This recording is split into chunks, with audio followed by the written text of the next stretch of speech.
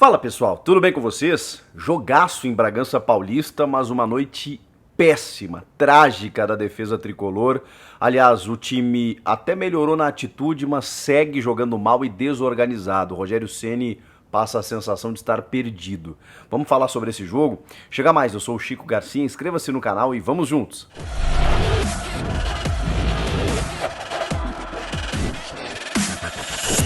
Bom, para quem acompanhou a partida foi um deleite, né? 7 gols, viradas, uma hora do São Paulo, uma hora o Bragantino à frente, outra hora o São Paulo, depois o Bragantino voltando a estar à frente. Um jogo de muitas opções, muitos gols e tudo mais, mas muitas falhas também. E aí a gente se volta para o que é mais importante, para a análise tática, para o desempenho das equipes e ver o Bragantino evoluindo, tendo consistência, transições rápidas, os jogadores interessantes, a chegada do Johan, por exemplo, que é uma novidade nessa temporada, e o cara foi o dono do jogo.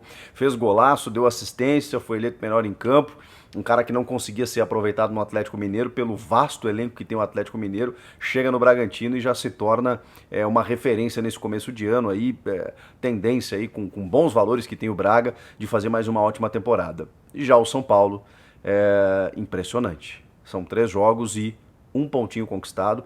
Justamente esse pontinho em casa, diante do Ituano, e não fosse o Jandrei pegar um pênalti, talvez nem esse ponto seria somado nesse momento. É um começo terrível, péssimo. E o que mais preocupa é a perspectiva. É o torcedor olhar o time em campo e ver uma inconsistência tática, não ver um padrão de jogo, ver jogadores que, enfim, não conseguem corresponder. E o que aconteceu essa noite, apesar do São Paulo ter tido uma entrega um pouquinho maior, especialmente no começo do segundo tempo, quando constrói a virada, quando há uma entrega, quando há uma atitude, quando há uma disposição acima, em relação aos últimos jogos, que o São Paulo parecia que estava meio amorfo, meio apático em relação à disputa, à competitividade. Não, a gente viu pelo menos num recorte do jogo, o São Paulo tendo uma motivação, mas esbarrou obviamente num ótimo adversário, mas entregou muito no sentido de falhas defensivas, né?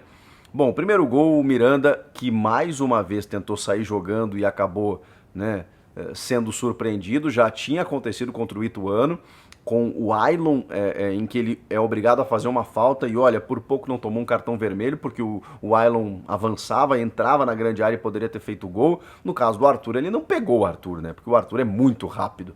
Então ele rouba a bola do Miranda e aí chuta no canto do Volpi, que meio que antes do chute já cai para o outro lado.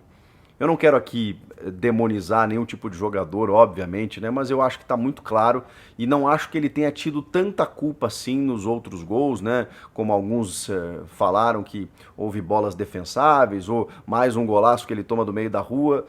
Eu acho que não, mas é impressionante como o Volpi não tá legal, É mais fácil fazer gol no Volpi do que em outros goleiros. É mais fácil fazer gol no Volpi agora do que em outros momentos já foi. Acho que ele não vive uma fase muito interessante. O Arthur foi inteligente, tem o mérito dele, de deslocar o Volpi, mas o Volpi, enfim, não ofereceu muita resistência também para o Arthur. Aí o São Paulo empata com o Alisson, que talvez seja o jogador, e eu vou repetir isso muitas vezes para vocês, porque eu acompanhei muito de perto o Alisson no Grêmio. Ele é esse jogador.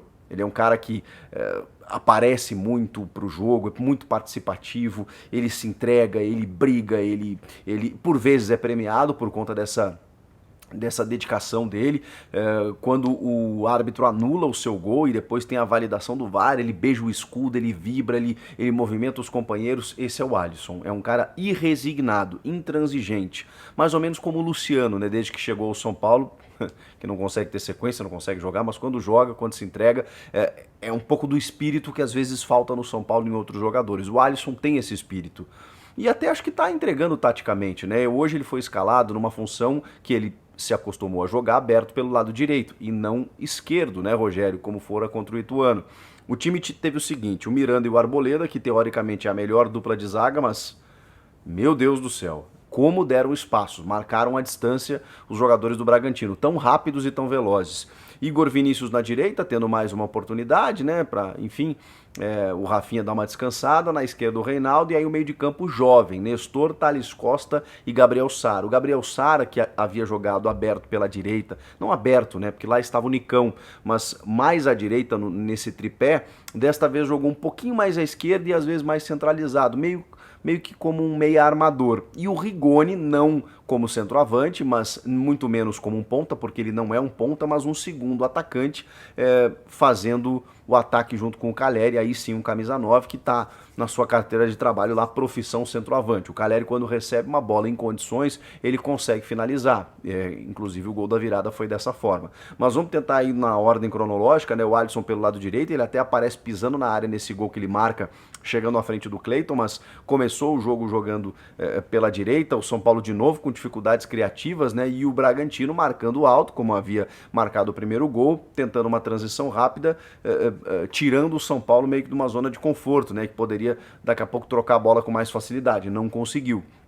Depois do empate, o São Paulo começou a cruzar muitas bolas na área, né? Desse jeito, né? Dessa forma, nesse jogo, pelo menos com um centroavante. Não como contra o Ituano, que foram mais de 30 bolas sem o centroavante de ofício. Nesse caso, não. Tinha o Caleri ali pelo menos, mas o São Paulo ainda sem conseguir. Bom, aí vem Bom, aí antes do intervalo ainda tem o gol do Alejandro, né? E que golaço, porque tem uma chapada de 3 dedos do Aderlan, um toque de cabeça do Johan, e o Alejandro espera o kick da bola certeiro para poder finalizar. Eu acho que ali o Volpi não tinha como pegar, porque ele tá muito a queima-roupa. Só que é o seguinte, né? A defesa do São Paulo parece que tava admirando a jogada, né? Olha que belo passe do Aderlan, olha que toque de cabeça do Johan. Vamos ver, o cara finalizou, tal, dominou, vamos ver o chute e tal, parecia que tinha sido isso, né? Vamos ver como é que o Alejandro vai chutar. Putz, que chutaço, hein, bacana. Opa, é o meu time, eu tenho que marcar. Os jogadores do São Paulo permitiram, né, que o Bragantino fizesse essa jogada plasticamente bonita, sem nenhuma resistência, sem oferecer nenhuma dificuldade para os caras. E ali o Bragantino consegue a sua virada ainda no primeiro tempo. Aí começa o segundo tempo. O Igor Vinícius, vejam só, faz um gol, mas aí eu queria destacar o Rigoni, que no primeiro tempo estava completamente sumido e a gente criticando o Rigoni, né? Eu pelo menos estava assim, meu Deus do céu, cadê o Rigoni? O Rigoni não fez um gol desde que o Rogério Ceni voltou para o time, o cara não consegue jogar, o que está acontecendo? Muitas vezes deslocado de função, né? Mas quando ele joga de segundo atacante, um cara pelo lado, diferente ainda de como ele jogava com o Crespo, né? Que com o Crespo ele não guardava a posição, ele era um meia atacante que, bom, o Crespo ele jogou até de ala, né? Mas ele era um cara que se movimentava muito.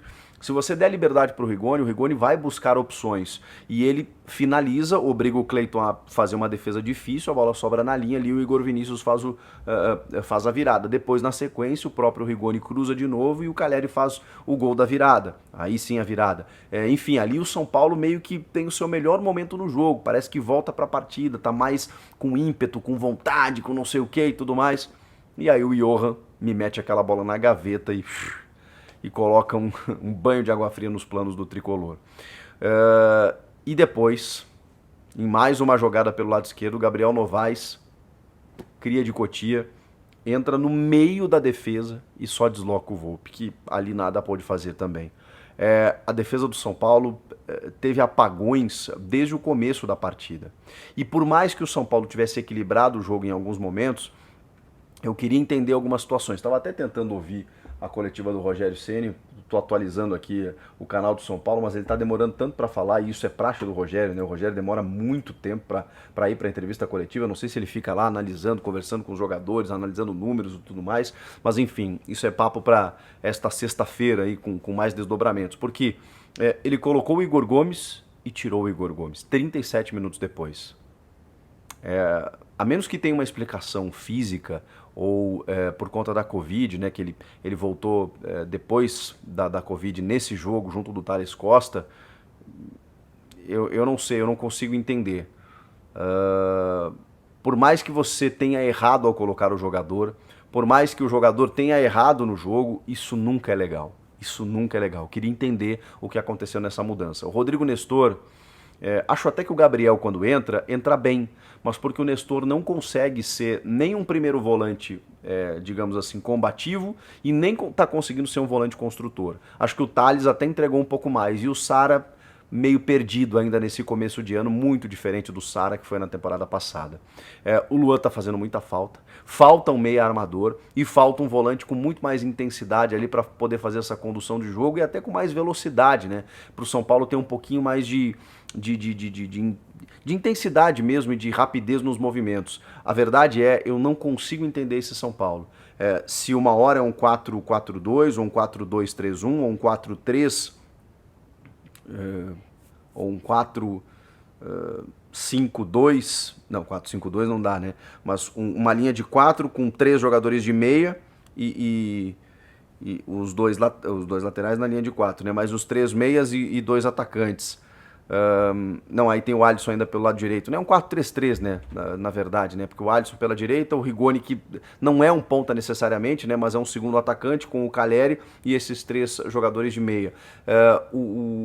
No jogo contra o Ituano, por exemplo, o Alisson jogou pelo lado esquerdo, ele jogou sem o centroavante, o Rigoni foi esse cara na referência, aí o Alisson jogou pela esquerda com o Nicão na direita, o Nicão hoje não entrou, o Patrick também não entrou que estava lesionado, aí depois ele coloca o Nicão que talvez seja um meia articulador, um meia armador, possa ser esse camisa 10, o que eu quero dizer é o Nicão talvez jogando por dentro, pela qualidade que ele tem, facilidade no arremate, combinação de jogadas, pode ser que ele seja um cara ali porque o São Paulo ainda não encontrou esse meia. O Rogério não consegue encontrar um sistema. Ele jogava com 3 zagueiros no ano passado, tá jogando com uma linha de 4 defensivamente nesse ano. Não parece ter firmeza, né, dentro do seu sistema tático, inclusive de postura de jogo, de se defender um pouco mais ou poder propor mais a partida.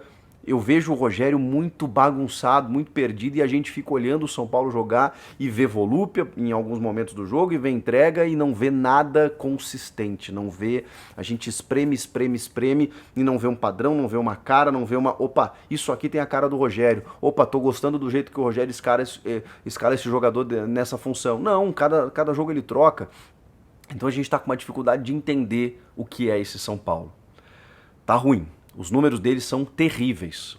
O Rogério Ceni à frente do São Paulo tem 39% de aproveitamento, mais gols sofridos do que feitos, 20 gols sofridos e 15 feitos, mais derrotas do que vitórias, tem 5 vitórias e 7 derrotas. É uma campanha muito ruim, muito ruim. E se continuar assim, a gente sabe como as coisas funcionam, né? O Silvinho já caiu no Corinthians com 3 jogos e o Ceni em 3 jogos tem 1 pontinho conquistado. A perspectiva é terrível, terrível. Por mais que seja um estágio preparatório, por mais que seja início de temporada, por mais que a gente faça todas as ressalvas possíveis, precisa mais, precisa muito mais. O São Paulo contratou. Se contratou bem, ou mal, ou desequilibrado, ou ainda faltam peças, não interessa. O São Paulo tem jogadores suficientes para jogar muito mais do que está jogando. E isso também é responsabilidade do técnico. Comenta aqui, inscreva-se no canal, eu volto na próxima. Tchau!